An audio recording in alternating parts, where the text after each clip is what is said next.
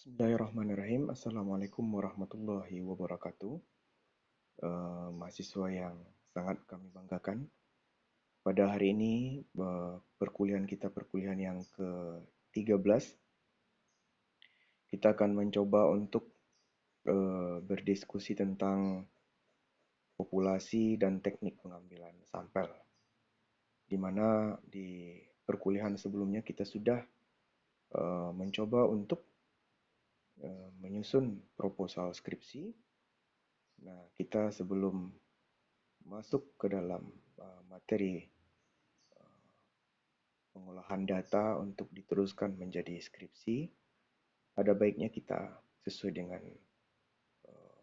rentetan perkuliahan, kita akan mengulang ataupun memperdalam tentang populasi dan teknik pengambilan sampel.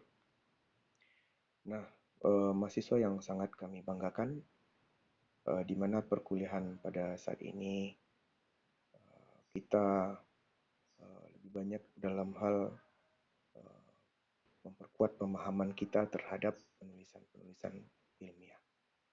Jadi mohon untuk disimak baik-baik dan mohon untuk ditanggapi pada halaman yang telah disediakan.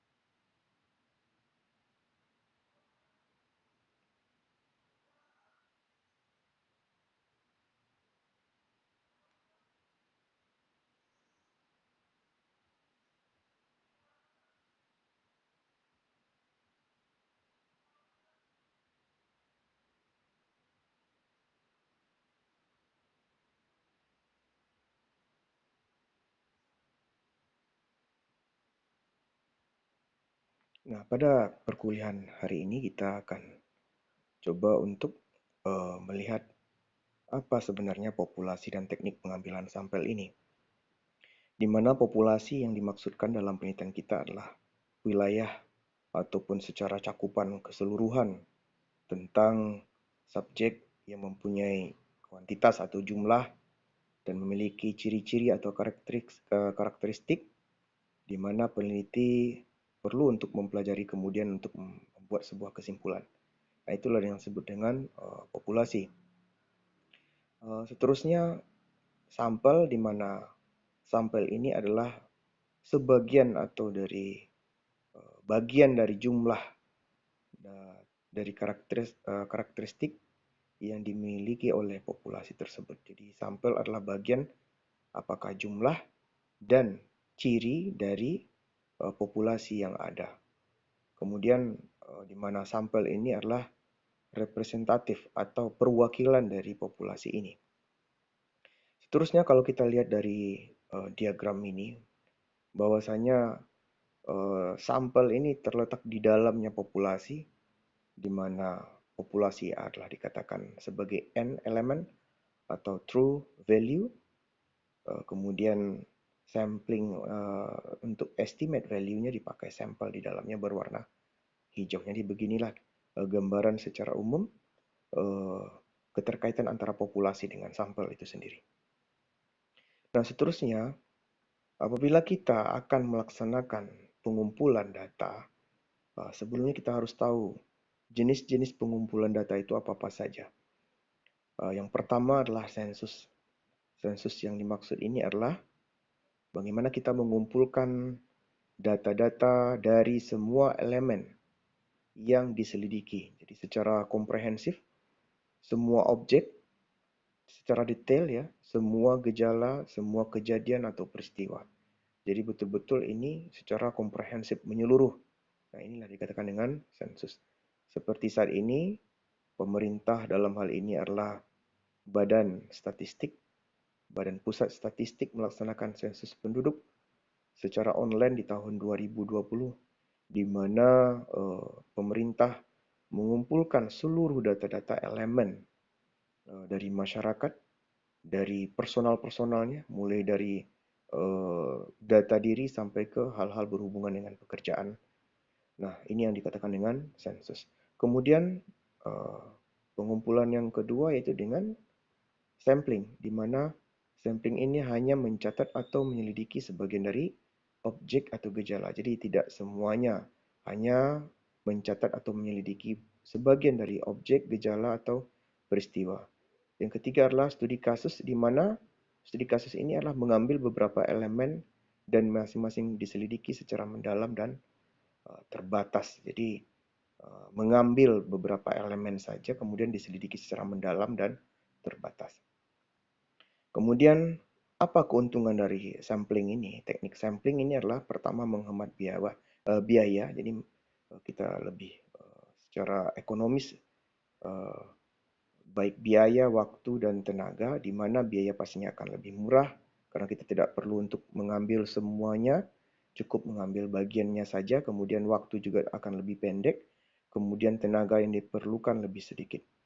Kemudian hasil lebih baik dan tepat. Nah, di mana tentunya ketika kita ambil bagian dari keseluruhan dan kita pilih berdasarkan kriteria kebutuhan, tentunya hasil lebih baik dan tepat, di mana kita akan ambil dari sampelnya itu adalah tenaga ahlinya, kemudian penyelidikan lebih akan teliti, dan kesalahan yang mungkin diperbuat lebih sedikit dan lebih up to date. Nah, ini keuntungan dari teknik sampling.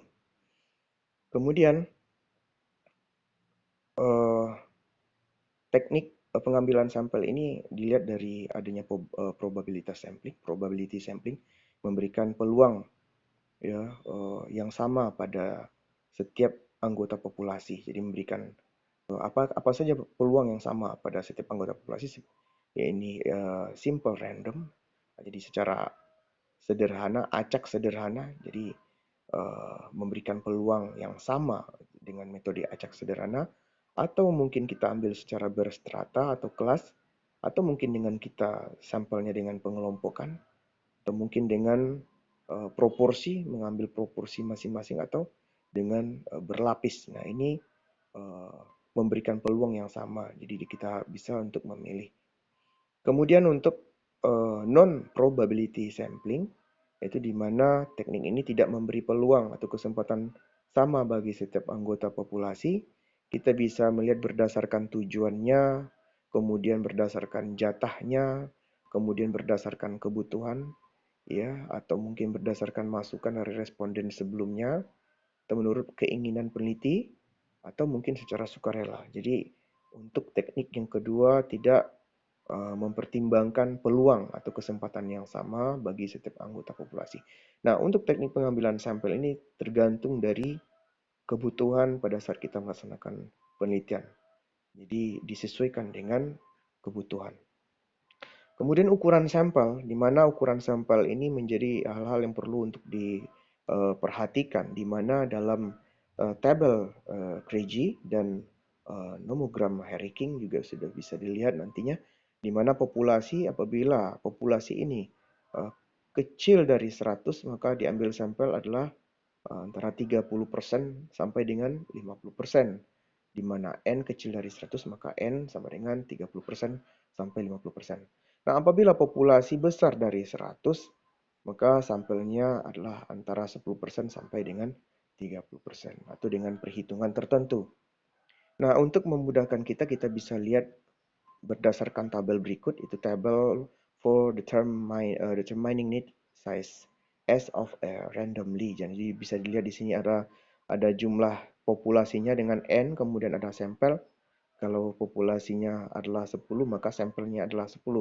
Nah, kalau kita lihat adanya populasinya adalah 100, maka sampelnya adalah 80. Ini bisa kita pakai pada saat kita nanti melaksanakan penelitian, di mana agar nanti sampel yang didapatkan ini betul-betul sesuai dengan petunjuk-petunjuk yang sudah ada. Kemudian tidak mengurangi dari uh, data atau kekuatan dari data itu sendiri. Nah, secara umum ini yang perlu kita diskusikan pada perkuliahan uh, yang ke-13 ya pada hari ini, di mana kami tidak memberikan tugas kepada mahasiswa, hanya saja kami memohon untuk perkuliahan ini betul-betul untuk diikuti. Nah, nanti kita akan share melalui channel YouTube. Kemudian mohon untuk dikomentari bahwasanya mahasiswa telah melihat ataupun mempelajari sesuai dengan uh, tayangan yang telah kami sampaikan. Nah, untuk diskusi selanjutnya kita bisa lanjutkan melalui uh, grup. Nah, setelah ini mahasiswa bisa untuk mengomentari di channel ini. Nah, jadi kami ulangi, tidak ada tugas untuk pertemuan perkuliahan kita yang ke-12 ini. Mudah-mudahan persiapan mahasiswa untuk menulis skripsi ini akan lebih matang dengan mengetahui tentang teknik pengambilan sampel pada perkuliahan ini. Nah, silakan untuk melanjutkan kegiatan berikutnya. Terima kasih.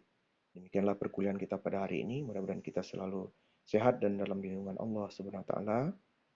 Terima kasih atas perhatian seluruhnya. Kita akhiri dengan mengucapkan alhamdulillahirabbil alamin. Assalamualaikum warahmatullahi wabarakatuh.